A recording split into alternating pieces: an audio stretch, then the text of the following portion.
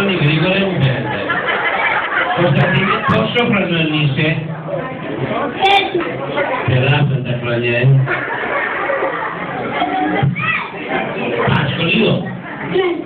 Και όταν θα μεγαλώσεις τι θα γίνεις? Φωνιέν. Όχι, δεν τι να κάνεις. Τι επάγγελμα θα ακολουθήσεις? Μάστορα, τι θα είσαι, μπόμπο μάστορας? Άμα είσαι ένα ζωάκι, δεν θα σου να μπόμπο μάστορα, θα σου να μπόμπο κάστορας. Και άμα είσαι ένα παπά, θα είσαι ένα μπόμπο κάστορας. Όταν θα μεγαλώσει θα γίνεις μάστορας. Τώρα, τι ομάδα είσαι? Ανάσα! Μπράβο! Από αυτές που κερδίζουν καμιά φορά. Κάτι σαν τον Ολυμπιακό μας.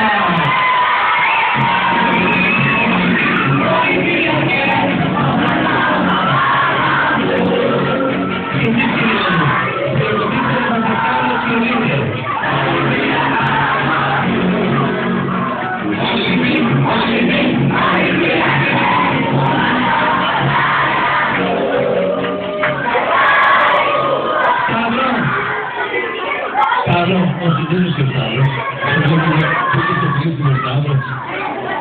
Κωνσταντίνε, πώς δεν είπαμε? Κωνσταντίνε, δεν είναι μόνο ο υπερπρωταθλητής Ολυμπιακός. Είναι και ο Παναθηναϊκός.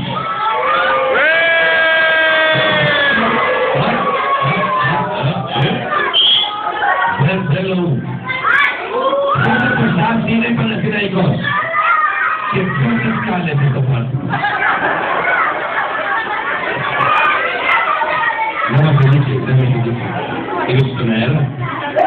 Δεν πιστεύω, και εγώ γράφω έτσι πάντα. Βλέπω και η μάνα μου.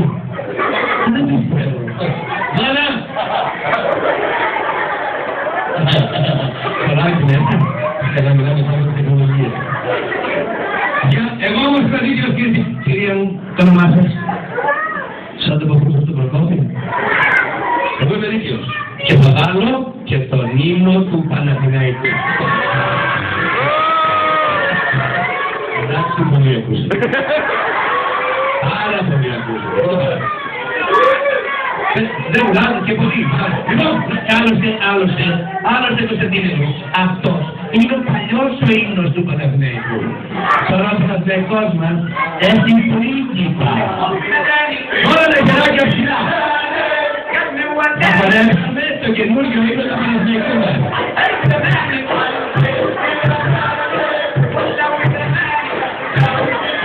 Χεράκια ρηχτά.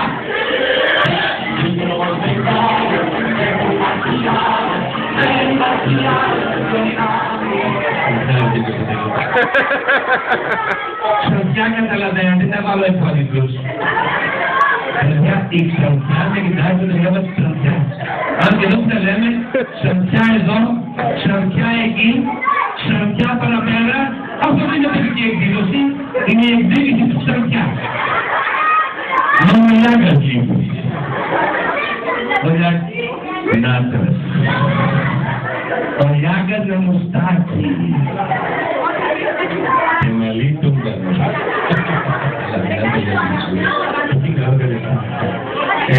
Ποιος θα λιγνάει. Λοιπόν, Κωνσταντίνε, είναι και η ΑΕΚ. Ποιος είναι η ΑΕΚ?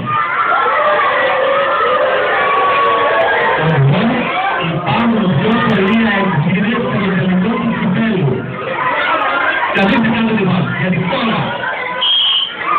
τώρα, για να δείτε πόσο δίκαιος είναι, μετά το ύμνο του υπερπρωταθλητή Ολυμπιακού, μετά το ύμνο του Παναθηναϊκού.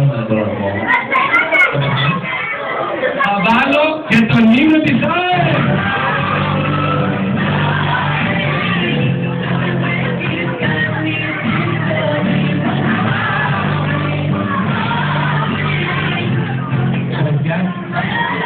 Δεύτερη πρώτα αριστερά.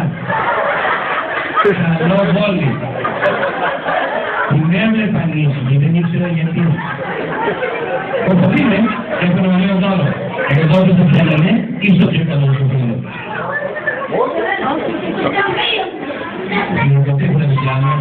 να μοιράζεται και είναι η αρχή. Η συνέχεια βέβαια είναι πιο δύσκολη.